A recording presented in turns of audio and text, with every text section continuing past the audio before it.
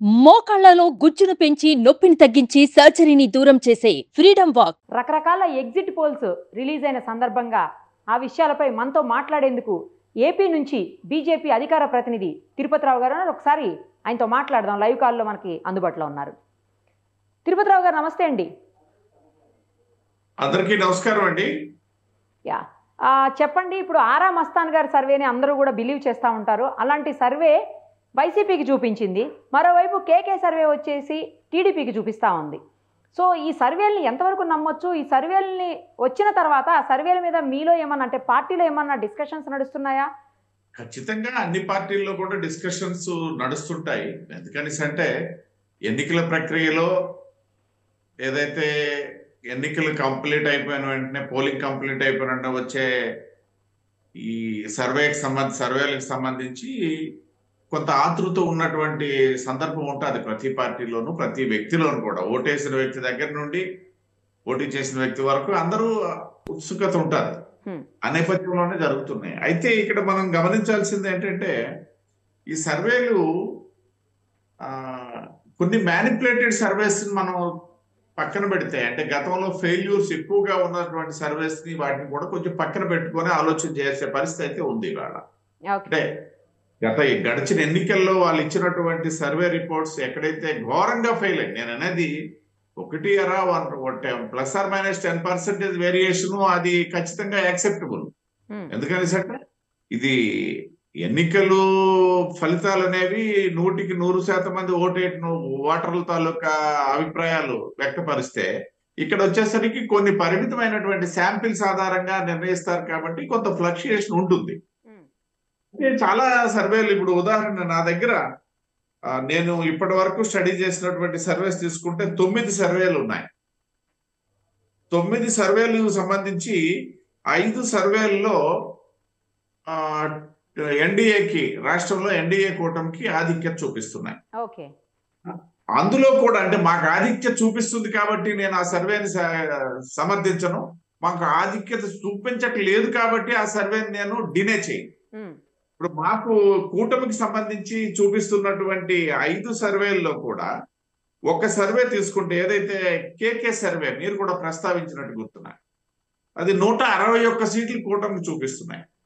కేవలం 14 సీట్లు మాత్రమే వైసీపీకి చూపిస్తున్నాయి.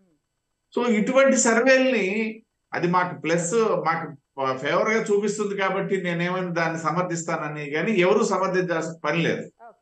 ఇక్కడ అంటే కావాలని చేశారా, లేకపోతే కొన్ని సందర్భాల్లో మ్యాన్ పవర్ చేసే తప్పుదారు కూడా ఇక్కడ ప్రతిబింబిస్తుంటాయి. ఆ నేపథ్యంలో మిగతా సర్వేలు చూసేసరికి, ఇప్పుడు ఉదాహరణకి చాణక్య ఎక్స్ సర్వే తీసుకున్నట్లయితే 109 చూపిస్తున్నాయి. అదేవిధంగా పీపుల్స్ పల్స్ తీసుకుంటే 111 నుండి 135 చూపిస్తుంది. అదేవిధంగా చాణక్య సర్వే తీసుకుంటే 114 నుండి 125 చూపిస్తున్నారు. స్మార్ట్ పోల్ సర్వే తీసుకుంటే 93 నుండి 98 చూపిస్తుంది. ఇవి కొంత రిలయబుల్ గా ఉన్నాయన్నమాట. అంటే నేను చెప్పేది 100% కేకే సర్వే అనేది తప్పు అవుతుందని చెప్పడానికి లేదు, కానీ వచ్చినటువంటి సర్వేల ఆధారంగా తీసుకున్నట్టయితే డెఫినెట్ గా అక్కడ దాన్ని విశ్వసించడానికి కొంత సంశయాత్మకంగా ఉండాలి. అదేవిధంగా వైసీపీకి చూపిస్తున్నటువంటి 4 సర్వేలు వైసీపీకి ఫేవర్ గా చూపిస్తున్నాయి. దాంట్లో కూడా ర్యాప్ అని ఒక సర్వే 158 సీట్లు చూపిస్తుంది. ర్యాప్, WRAP ర్యాప్ అని ఒక సర్వే 158 సీట్లు చూపిస్తుంది అన్నమాట. సో దాన్ని కూడా మనం విశ్వసించలేము. ఇక్కడ ఇటువైపు అది నాకు ఎగ్నెస్ట్ గా చూపించిందని కాదు, ఇక్కడ నాకు ఫేవర్ గా చూపించిందని కాదు. విశ్లేషించేటప్పుడు మనం ఆలోచిస్తే ఇవి ఏకపక్షంగా ఉన్నటువంటి వాటిల్లో కొంత డౌట్ఫుల్ గానే ఉంటాయి. మిగతా సర్వే చూసుకున్నట్లయితే మళ్ళీ యాక్యురస్ గానే ఉన్నాయి కొంతవరకు. ఉదాహరణకి ఆరా మస్తాన్ మీరు ప్రస్తావించారు, అది 94 మధ్యలో ఉంది కాబట్టి అది కొంత ఆలోచించదగినటువంటిదే. అదే విధంగా జనత్ పోల్ అని చెప్పేసి 95 to 107 చూపిస్తున్నది. సో ఇట్లాంటివి కొంత ఆలోచించదగినటువంటివి, వాటి మీద విశ్వసనీయత అయితే ఉంచుకోవచ్చు. అయితే ఇప్పుడు గమనించినట్లయితే రాష్ట్రంలో మెజారిటీ సర్వేస్ విశ్వసనీయత కలిగినటువంటి, నేను మళ్ళీ ఇక్కడ విశ్వసనీయత అనేసి అంటే మళ్ళీ దానికి కొంచెం క్లాసిఫికేషన్ ఇస్తాను. ఉదాహరణకి గత గత 2-3 ఎన్నికల్లో వాళ్ళు ఇచ్చినటువంటి సర్వేలు ఆధారంగా మనం ఆ విశ్వసనీయత పదాన్ని వాడాలి. ఇప్పుడు ఉదాహరణకి నేను చెప్తాను మీకు, ఏదైతే మన ఈ కేకే సర్వే సంబంధించి 161 అన్నాను, కానీ గత ఎన్నికల్లో వాళ్ళకి కొంత విశ్వసనీయత ఉన్నారు. అదే విధంగా కొన్ని సర్వేలకు సంబంధించి వరుసగా ఫెయిల్ అయినటువంటి సందర్భాలు కూడా ఉన్నాయి. తెలంగాణ ఎన్నికల్లోనూ, అంతకుముందు ఉత్తరప్రదేశ్ ఎన్నికల్లోనూ కూడా. నేను ఆ సంస్థల పేర్లు ప్రస్తావించిన కానీ, ఎందుకని అంటే మైనస్ ప్రస్తావించడం నాకు ఇష్టం ఉండదు కాబట్టి. ఇప్పుడు వాళ్ళకి వరుసగా ఫెయిల్ అయ్యారు. అటువంటి సంస్థలు కూడా సక్సెస్ అవుతారు అన్నటువంటి విశ్వాసం లేదు. కాబట్టి ఏదైతే గత అంటే సమీప కాలంలో ఏవైతే ఎన్నికలు జరిగినటువంటి సందర్భాల్లో వాళ్ళు ఇచ్చినటువంటి సర్వేలు వాస్తవానికి దగ్గరగా వచ్చినటువంటి సంస్థలను తీసుకున్నట్లయితే, వాటిని మనం విశ్లేషించినట్లయితే కూటమికి ఖచ్చితమైనటువంటి అధికారం వస్తుంది అనేది ఇక్కడ స్పష్టం అవుతుందండి. ఆంధ్రప్రదేశ్ వచ్చినటువంటి సర్వే. ఇకపోతే జాతీయ స్థాయిలో తీసుకున్నట్టయితే అన్ని సర్వేలు కూడా ఎన్డీఏకి, భారతీయ జనతా పార్టీకి అనుకూలంగానే ఉన్నాయి.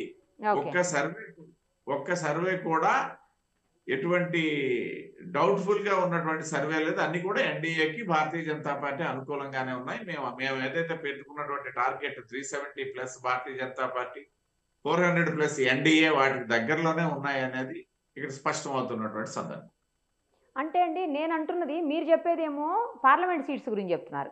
నేను ఎస్పెషల్లీ ఏపీలో ఉన్నటువంటి అసెంబ్లీ సీట్స్ గురించి మాట్లాడుతున్నాను. అసెంబ్లీ సీట్స్ విషయానికి వచ్చేసరికి మీకు కొన్ని సర్వేసు 50% సర్వేసు మీకు అనుకూలంగా చెప్తే 50% సర్వేసు వైసీపీకి అనుకూలంగా చెప్తా ఉన్నాయి. డెఫినెట్ గా నేను అదే దాన్నే మీకు వివరించి చెప్పడం జరిగింది. నేను మరోసారి కూడా చెప్తా, అంటే ఏవైతే మాకు అనుకూలంగా ఉన్నటువంటి సర్వేలు,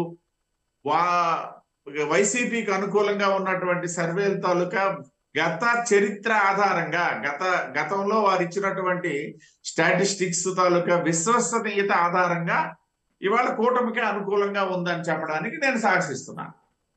రైట్ అండి, కొద్ది గంటలే సమయం ఉంది కదా, లెట్ us see ఏం జరుగుతుందో. థ్యాంక్ యూ అండి, thank you so much. Suman టీవీలో మీ పర్సనల్ అండ్ బిజినెస్ ప్రమోషన్స్ కోసం కింది నెంబర్కి కాంటాక్ట్ చేయండి.